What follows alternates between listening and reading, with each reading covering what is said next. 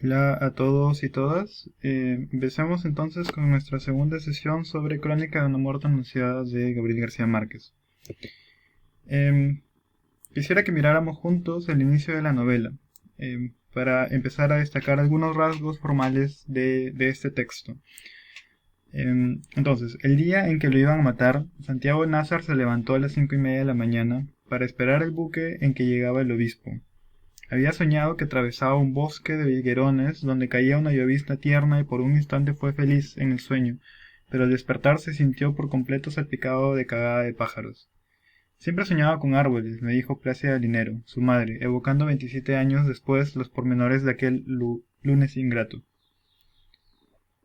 Entonces, podemos destacar algunas particularidades de este primer párrafo. Eh,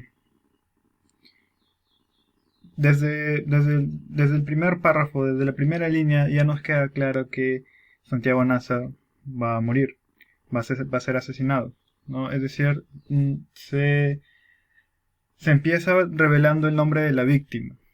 Y como habíamos mencionado en la clase anterior, si lo consideráramos desde una perspectiva, por ejemplo, de una novela policial, entonces es una estructura muy extraña, ¿no? Porque nos revela desde el primer momento el nombre de esta víctima. Eh, por otro lado, el tratamiento del tiempo en ese primer párrafo ya nos adelanta que en este texto va a haber muchos saltos temporales. El párrafo empieza con la hora, señalando la hora en la que se levanta Santiago Nasser, el lunes a las 5:30, el día en que va a morir. Y después hay un salto temporal, ¿no? Se nos indica que esto está siendo evocado 27 años después, ¿no? Y que también esta narración va a ser evocada, va a ser relatada desde un tiempo posterior a lo sucedido, ¿no? Desde un tiempo posterior al de los hechos que se relatan. Bueno, y por último también hay una referencia al sueño, que es un elemento que ya adelanta un tema central de ese texto, que es la predestinación, el destino, la fatalidad, porque en ese primer párrafo ya se nos introduce el sueño como un elemento de presagio y además como un elemento que no consigue ser interpretado de una manera exitosa por la madre, ¿no? La madre lo toma como si fuese un presagio que ella no logró descifrar a tiempo. Eh, bueno, entonces vayamos a algunos aspectos puntuales de la narración, de las características de esa narración. En primer lugar, podemos señalar que el narrador es homodigético, y esto quiere decir que el narrador participa dentro de los acontecimientos de la narración. Es un personaje más, aunque bueno, es claramente un personaje secundario que tiene cierto conocimiento del pueblo y de las personas que viven en él, pero es un conocimiento más bien incompleto, porque, por ejemplo, él no fue testigo de la muerte de Santiago Nazar, sino que eh, recobra datos a partir de su investigación. Eh, por otra parte, eh, hay cambios entre la primera y la tercera persona durante la narración. Es decir, que en unos momentos hay un tono más bien testimonial de García Márquez en el que explora su relación con el pueblo, explora eh, explica sus conocimientos acerca de las costumbres o su conocimiento personal de alguno de los personajes. Pero en otros momentos el narrador utiliza la tercera persona sobre todo para exponer lo que le sucede a otros personajes, y esto es supuestamente información que se basa en la investigación del narrador, en los documentos del sumario, por ejemplo. eh, ¿No? Y en ese sentido, se puede entender lo que dice Ángel Rama. Él explica que la narración es ofrecida como una investigación cumplida en por lo menos dos fechas bien alejadas de los sucesos, mediante entrevistas con sus participantes, principales o secundarios, mediante el cotejo de sus diversas informaciones, mediante añadidos posteriores y desde luego mediante su propio conocimiento del lugar, los personajes y los hechos. Esa investigación narrativa es idéntica a una investigación periodística o una investigación policial. Es llevada con rigor y precisión como lo testimonia el múltiple uso de recursos de la novela policial.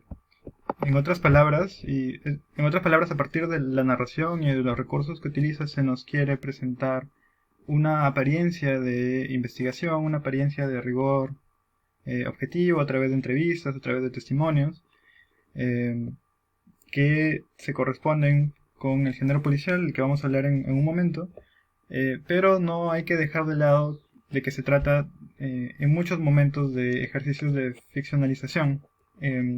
Habíamos discutido cuando hablábamos de la crónica de que no podíamos considerar este texto como un recuento fiel, exacto de los hechos que sucedieron, es decir, de la historia en la que se basa, sino que podemos observar a través de la selección de los nombres, de las referencias intertextuales, que aquí hay un ejercicio de estetización, de intervención de la ficción, ¿no? Y esto también podemos verlo en muchos momentos del texto. Pienso, por ejemplo, en la historia, en el final de la historia de amor de entre Ángela Vicario y Bayardo San Román, en esta recreación casi idílica que sucede al final entre ellos, y que logran reunirse a pesar de toda esta irrupción y todo el asesinato del que trata esta novela. ¿No? Y entonces en ese sentido hay un esfuerzo de presentarnos esta objetividad, este recuento policial, pero que al mismo tiempo entra en tensión con los ejercicios de ficcionalización que son realizados en el texto. Entonces, podemos empezar a hablar de algunos aspectos puntuales acerca del tratamiento del tiempo en esta novela. En primer lugar, podemos señalar que el inicio de la historia es in medias res, lo que quiere decir que empieza a la mitad. El resto de acontecimientos que se nos van a narrar van a ser hechos que suceden posteriormente, que suceden antes del asesinato de Santiago Nazar, que es por donde empieza la novela, o el día en que Santiago Nazar va a morir. Estos movimientos hacia momentos posteriores y hacia atrás, hacia momentos anteriores, son conocidos como prolepsis y analepsis, que en términos cinematográficos, por ejemplo, son conocidos como flash forwards o flashbacks. Entonces, una prolepsis sería la interrupción de la línea temporal para adelantarnos un acontecimiento futuro, y la analepsis sería lo contrario, es decir, se nos narra un acontecimiento del pasado. En todo caso, lo que podemos anotar es que estos dos recursos son empleados de manera muy exhaustiva en esta narración. Lo que es claro es que no tenemos una línea temporal continua, una línea temporal secuencial. Hay muchos cambios en el tiempo hacia adelante o hacia atrás. Y esto podemos mirarlo en líneas generales si es que vamos, por ejemplo, al inicio y al fin de los capítulos, de los 5 capítulos, pero veamos como ejemplo los 3 primeros. El primero inicia con el primer párrafo que ya hemos leído, el lunes a las 5:30, el día en que Santiago Nazar va a morir, y concluye con 1 hora y media después, cuando Santiago Nazar ya ha sido asesinado. El segundo capítulo empieza 6 meses antes de la muerte de Santiago, porque se dedica a relatar la llegada de Bayardo San Román.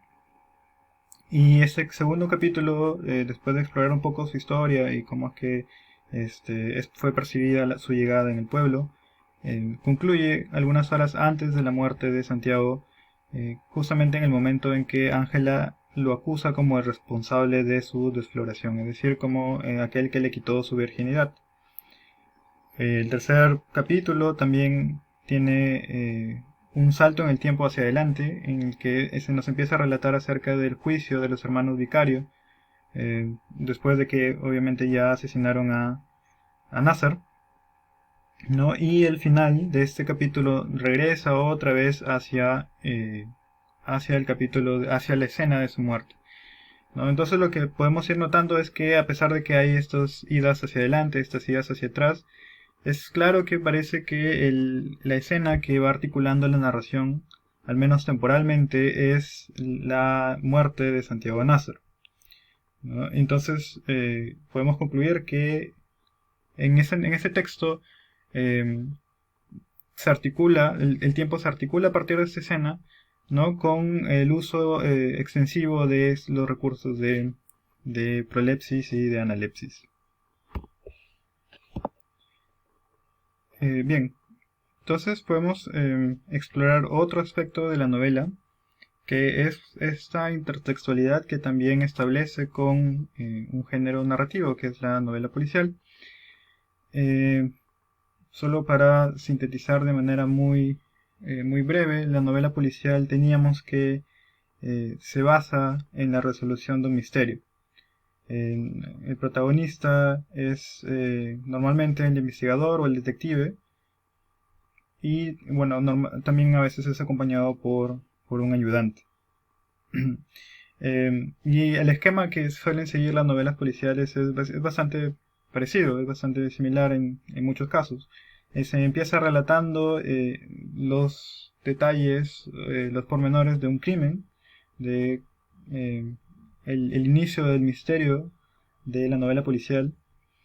El detective posteriormente se dedica a resolverlo, a investigarlo. En este caso, como en el caso de García Márquez, en el caso de la novela de García Márquez, esta etapa correspondería, por ejemplo, ¿no? Con el cotejo de las investigaciones, del sumario, de la recopilación de testimonios. Eh, y bueno, finalmente la última etapa de una novela policial es que esta tensión que surge a partir del misterio se resuelve finalmente aclarando todos los pormenores del crimen, ¿no?